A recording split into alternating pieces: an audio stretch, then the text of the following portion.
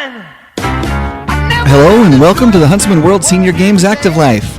My name is Kyle Case and I'll be your host on this amazing journey as we attempt to help you get the most out of your life. Joining me in the studio today is my co-pilot, Jeff Harding. Jeff, how are you today? I'm doing very well today, Kyle. How are you? I'm good. Thanks. You look well. Thank you. I feel good. I've been sick, you know. I know. Well, yes, I know. You're yeah, in the office you right knew next that. to me, so, yeah, yes. So you've heard. I have. Of course, I've been coughing a little bit myself. Yeah, there's definitely stuff going around, but I feel like I'm at that point where I feel that there is hope once again. Which is an important point. Yeah, because there's a time like when you have a 24-hour thing, it comes in and then it goes. But when you have like a week-long thing, about the fifth day, you just feel like it's over. Like this is how I'm going to be for the rest of my life. Yes. And I don't feel like I'm at 100% yet, but I feel like I've gotten past that. Yes. So that's progress. You're looking well, so that's a good sign. Thank you. I appreciate that. So Jeff, we're 3 weeks or so, 3 weeks into the new year. Yes, that's right. By now, most of us have either been challenged by or just discarded our resolutions for the year, except for you. Or some case both. Well, mine, yes. Because you have resolved to never resolve. To make no resolutions. Yes. So I'm perfect. I'm 100%. So you're always 100%. Yes, but 100%. most of us have been challenged by it. I mean, you know, it's hard. Well, yes, it's hard. It is. But here's the thing. Maintaining a healthy weight, it's an important thing. Mm-hmm. And here's the other thing. It's not just a problem here in the United States.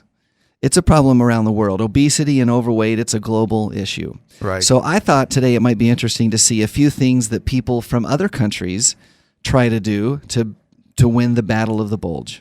Before we go there, I have to point out that the obesity problem in the world it started in the 60s when they decided they wanted to feed the world. They didn't know the world was not going to stop eating. And so that was a problem. So now we're all obese, yes. Yes. Well, we're working on that for sure. But there's got to be a solution, right? Right. And I bet you have some solutions. I have some ideas. Some potentials, yes. I have some ideas that people around the world use that I think are applicable wherever you live. I think they're things that we can all at least maybe attempt. Okay, let's go for it. So here's the thing.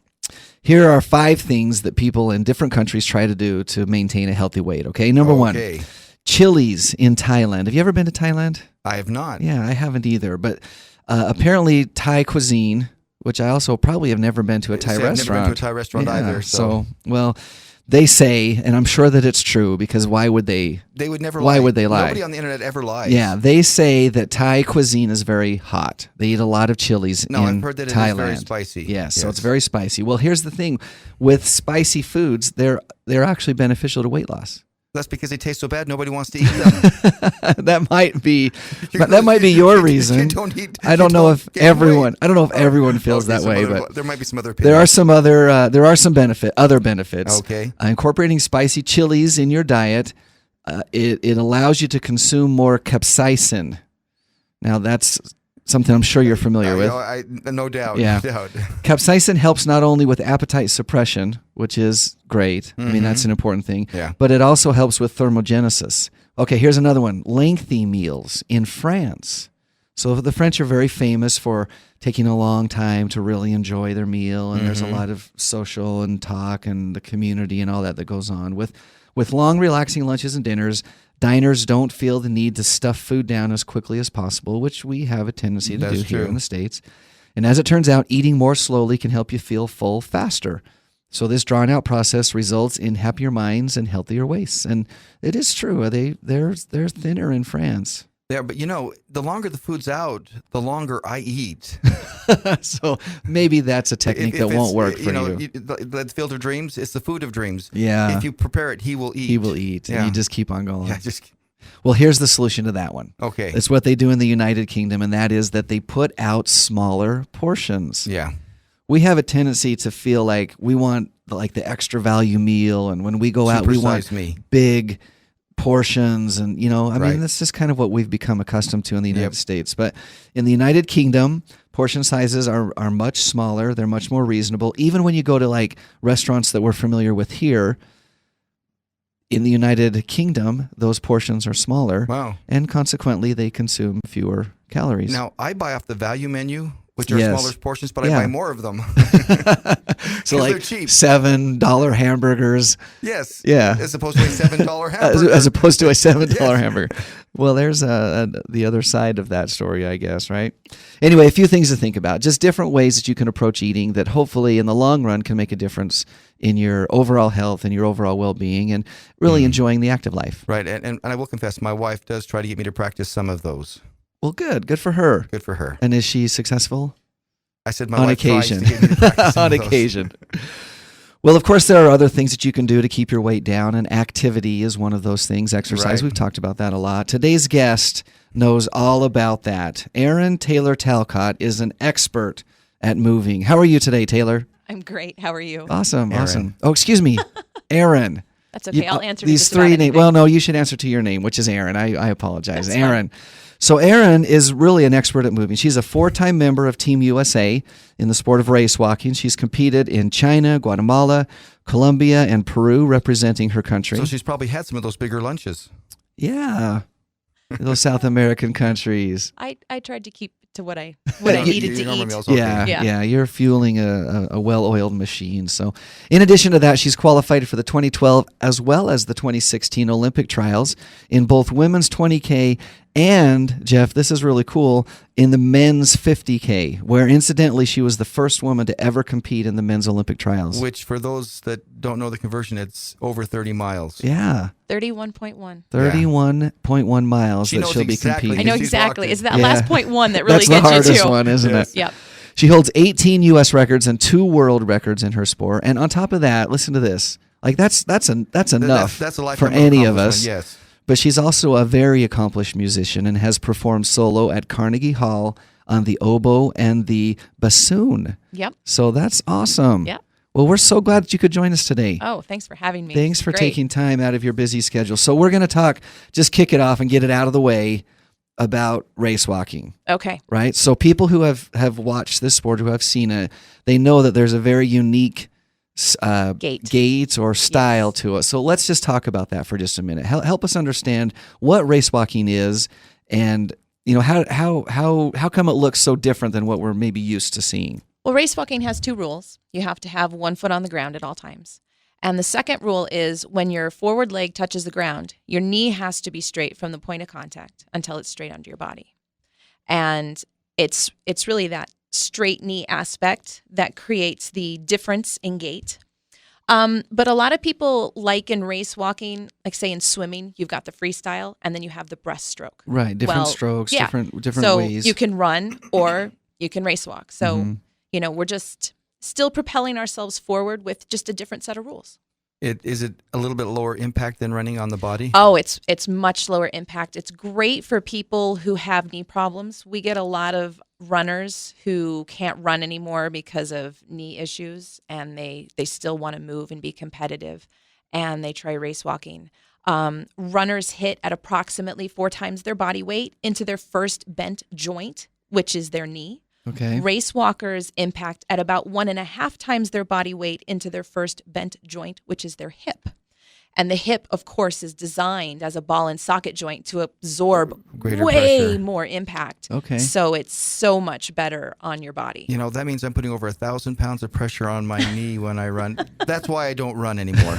That's too much. That sounds like a good reason.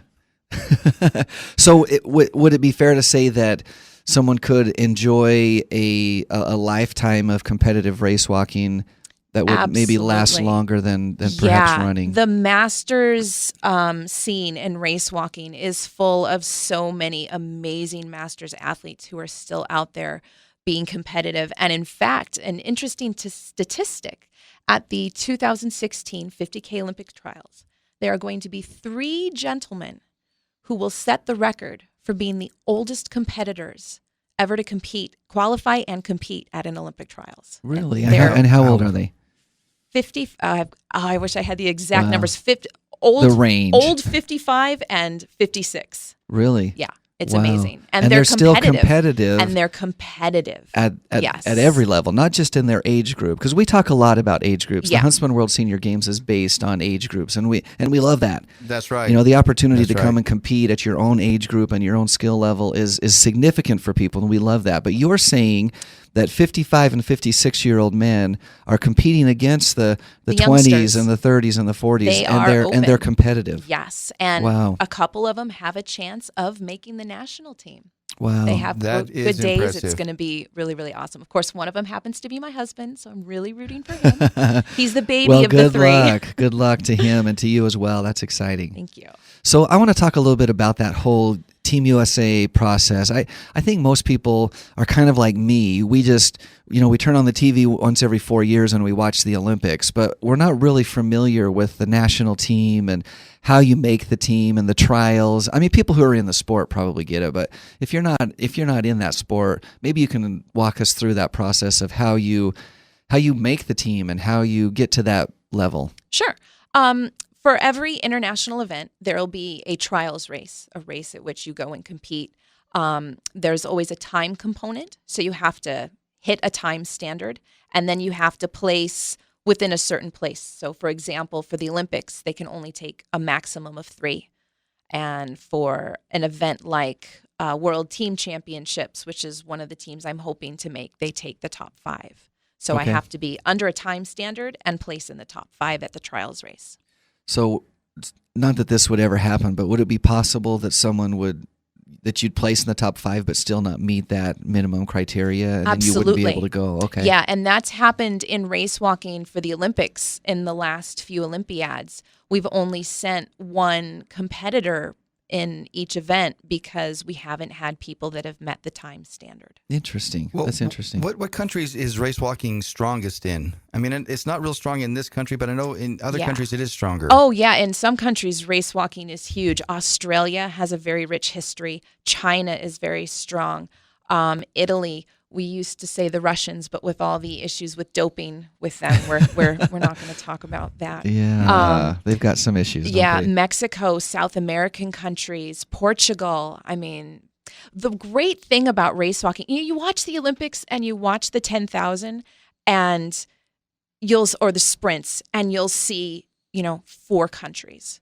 But you watch race walking and you see 40 countries. You see everybody out there, and it's so diverse, and there's somebody from almost every country represented, and it's so amazing to watch that it's just really a worldwide phenomenon. That's awesome. That's awesome.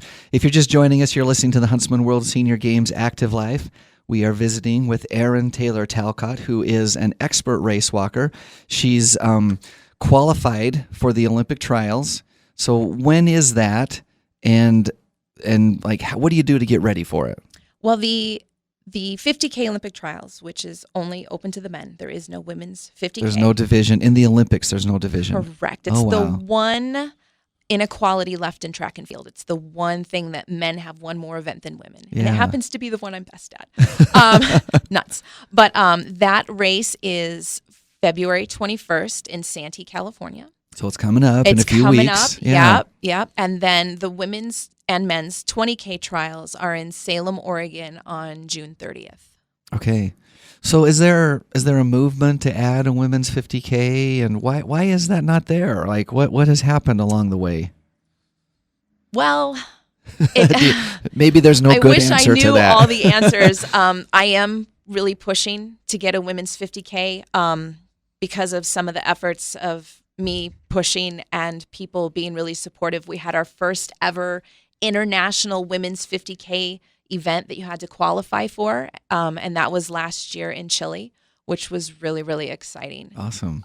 So it is being worked at on the Olympic level, but it's like a slow moving machine. Nothing happens very quickly. Well, let me ask you this. If you are one of the top 3 finishers in the men's 50K, will you be able to go and compete in the Olympics, or No. you won't be allowed because of the gender? No. Yeah. So you're competing more for, hey, this is possible. Look at what can be done. Let's get on board. Let's make it an equal opportunity and move forward. There's really no hope that you could represent. It's interesting in that while this race is the Olympic trials, it's also the trials race for the World Team Championships. Oh, okay. So it's pulling double duty. It is. Yeah, it's actually pulling like triple duty, which is cool. So there is a slight chance there are people that are working on seeing if they can get women added to World Team Championships.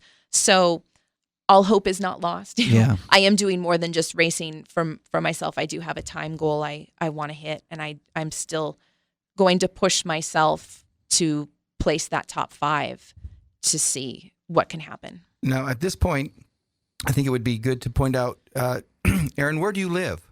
I live in upstate New York. So you're in St. George for the weather. Absolutely. Yeah. So you can train. Oh, it's beautiful here. It's so wonderful. Not having to deal with snow and ice and wind chill factors. My poor husband did a workout the other day with the wind chill. It was -1. Oh, Yeah, I'm sure. He actually created ice in his windbreaker because he was sweating Oh, my and he goodness. Sweating and sweat freezing. and dripped, and it turned into ice, and he's swinging his And he's arms and it's just just moving right rattling on. in his sleep. We got done and it was the medal ceremony and the temperature got really hot. It was kind of a brutal day. I didn't race as fast as I wanted to. I was a little sore and a little beat up feeling because 31.1 miles. That's a long way. That's little, a long little ways bit of a distance. to do anything. And the awards podium was huge. Yeah. And I almost couldn't get make up there. the step to get up there. It was so, and then we were like way off the ground, and they weren't expecting anyone from the U.S. to actually win anything. Yeah. So they didn't They have, didn't have the national our anthem. anthem. Oh, no. Yeah. So they ended up playing Chariots of Fire, which I thought was kind of funny. But I was still standing up there with the flag up on the podium, just,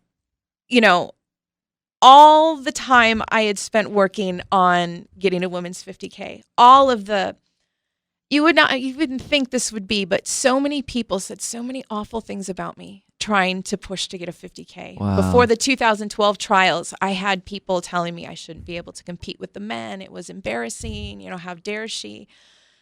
To have that vindication, The to be validation up right there. there on that podium with that gold medal, with my flag, knowing that I had worked so hard and, look, here it is, was just Listening, amazing. That is listening to amazing. Chariots of Fire. Listening to Chariots of Fire. I thought maybe you just started singing it yourself or something. Wow, what a great experience! What a great experience, and that was in Chile. That was in Chile. Yeah. Awesome. Okay, well, let's talk just a little bit about what other people can maybe do to get into the sport of race walking. yeah. There's probably an unfair stigma attached with it, but what would you recommend people would do to get involved in race walking? Probably the first easiest thing is just to do like a Google search. And, Okay. there's lots of resources out there that can show you the rules. See if you can find a club nearby. See if you can find people in your area that know and can help. Because it is a technical event. Yeah, And- there's definitely a technique to it. Yeah, I mean, you probably wouldn't want to try to jump in the pool and just try to do a breaststroke. Right. So, I mean, you can get out and walk, but if you're trying to really learn the race walk technique, it's good to have an idea. You can go on YouTube and Watch the look videos, the watch videos of the tutorials Olympics and tutorials and stuff.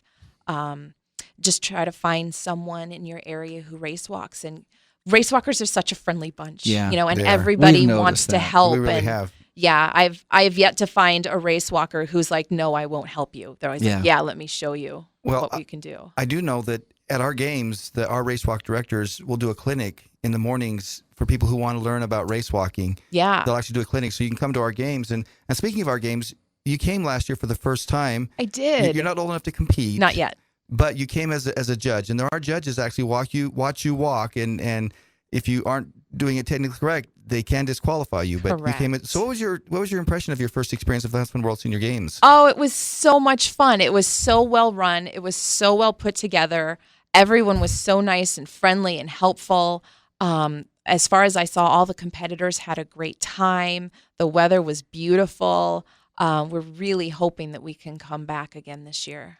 Now, your husband is 50, so he's 5. eligible. Yeah, so he's eligible. Did Yeah. he race? He did. He Oh, did. good. Yeah, he won everything. Yeah. But he was Broke all the records. He broke all the records. He did. He refused the medals and let them pass down to the other Awesome. the other finishers. He did. He's very generous and giving, and he really doesn't like attention on himself. So he found people that were really inspiring to him, and he would give his medals to them because He just thought it was so And amazing what they were awesome. doing. That's awesome. And I think that's indicative, as you said, of the community of race walkers. There really is just a real sentiment of let's work together and let's have fun and just enjoy each other. Yeah, So for awesome. sure. That is great. Well, Aaron, that's about all the time that we have. Thank you so much for joining us today. Thanks for having me. It's been great. We really appreciate it. Let me just run over a few details about the Huntsman World Senior Games. If you're a team manager for basketball, soccer, softball, or volleyball, now, Jeff, now is the time to secure your spot for the 2016 games. Yeah. We've opened team registration on the 1st of January, so it's been open for a little while. But it's time to go. It's time to get going. We have over 215 teams total that have registered in those sports. Yeah. So don't delay. The 2016 dates for the Huntsman World Senior Games are October 3rd through the 15th, so plan to participate. As I mentioned, team registration is open. Athlete registration will start on March 1st, so get ready for that. It's going to be a big year for us. I keep saying it, but I'm going to be saying it all year long. It's our 30th anniversary. Yep. And we're going to have a year-long celebration, so watch for ways to win prizes and even free registrations. And you can look for those opportunities on facebook.com/World Senior Games and right on our own website, which is www.seniorgames.net. That's www.seniorgames.net. Awesome. Very, very good. So tune in next Thursday at 4:30 p.m. Mountain Time on AM 1450 or FM 93.1 for the Huntsman World Senior Games Active Life. Our inspirational thought for the day from one of the great philosophers of all time, Rocky Balboa. He's one of the best. Every champion was once a contender that refused to give up. Yo, Adrian! Until next Thursday, stay active. Bye, everyone.